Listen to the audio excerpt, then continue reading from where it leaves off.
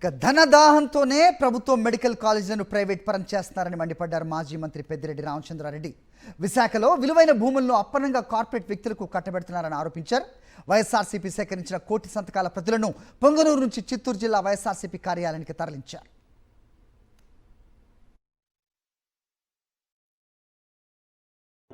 ఈరోజు విశాఖపట్నంలో ఏ విధంగా 90 పైసలకే 50 కోట్లు 100 కోట్లు విలువ చేసే భూములన్నీ కూడా అప్పచెప్తా ఉన్నారు.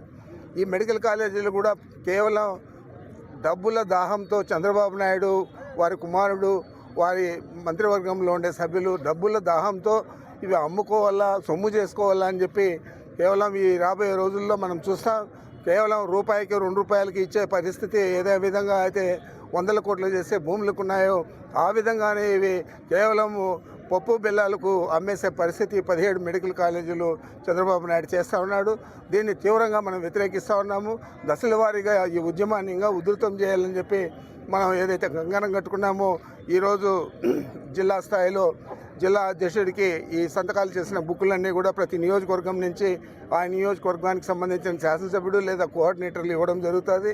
అదేవిధంగా 15వ తేదీ జిల్లా అధ్యక్షుడి దగ్గర నుంచి మనమందరూ కూడా అక్కడ పోయి అక్కడి నుంచి రాష్ట్ర కార్యాలయానికి పంపడం జరుగుతుంది. ఇది మొదటి అధ్యాయం మాత్రమే ఈ ఉద్యమంలో. ఇంకా దీన్ని ఎక్కువ తీవ్రతరం చేసి ఏ పరిస్థితుల్లో కూడా ప్రైవేట్ పరం చేయకూడదు. ఈ 17 మెడికల్ కాలేజీలు ఏ పరిస్థితుల్లో కూడా పేదలందరినీ కూడా ఉచిత వైద్య విద్యకు దూరం చేయకూడదు. అదే వైఎస్ఆర్ కాంగ్రెస్ పార్టీ లక్ష్యంగా మనము మన నాయకుడు జగన్మోహన్ రెడ్డి గారు పనిచేస్తూ ఉన్నాం.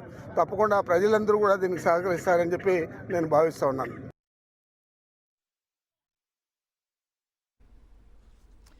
ప్రభుత్వ మెడికల్ కాలేజీల ప్రైవేటీకరణకు వ్యతిరేకంగా చేపట్టిన సంతకాల సేకరణ విజయవంతంగా పూర్తయింది. విజయవాడ పశ్చిమ నియోజకవర్గంలో చేపట్టిన 65,000కు పైగా సంతకాల పత్రాలను మాజీ మంత్రి వెల్లంపల్లి శ్రీనివాస్ ఆధ్వర్యంలో పార్టీ జిల్లా కార్యాలయానికి తరలించారు. అధికారంలోకి వచ్చి 19 నెలలు కాకముందే ప్రభుత్వంపై వచ్చిన వ్యతిరేకతకు ఈ సంతకాల సేకరణ ఒక నిదర్శనమన్నారు వెల్లంపల్లి. మెడికల్ కాలేజ్ విషయంలో చంద్రబాబు ఇప్పటికైనా తన వైఖరి మార్చుకోవాలని డిమాండ్ చేశారు విజయవాడ మేయర్ రాయన భాగ్యలక్ష్మి.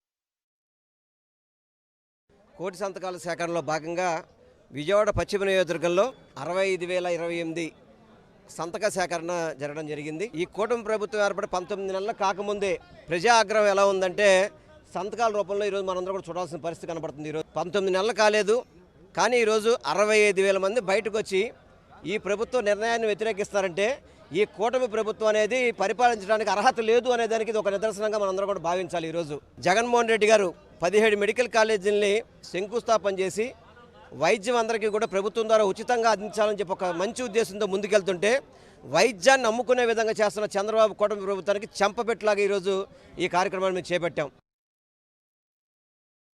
ఈ కోటి సంతకాల సేకరణలో ఉన్న ప్రజలు స్వచ్ఛందంగా బయటకు వచ్చి వాళ్ళు సంతకాలు చేయటమే కూడా వాళ్ళ ఫోన్ నెంబర్లు కూడా ఇచ్చి మేము దీనికి వ్యతిరేకము అని చెప్పి స్వచ్ఛందంగా తెలియచేయడం జరుగుతుంది. ఈ 2 ఏళ్ళు కూడా పూర్తి కాకముందే ఇంత వాళ్ళు ప్రజల వ్యతిరేకాన్ని మూటగట్టుకున్నారు. గతంలోన సూపర్ 6 మీద మేము చేసాము, విద్యుత్ మీద చేసాము, రైతుల కోసం చేసాము, ఈరోజు మెడికల్ కాలేజీల కోసం కూడా చేస్తున్నాము. ప్రతి ఒక్క కార్యక్రమాన్ని గవర్నమెంట్ ఏదైతే వైఫల్యం చెందుతుందో ఆ ప్రతి ఒక్క వైఫల్యాన్ని మేము ముందుకు తీసుకెళ్తున్నాము.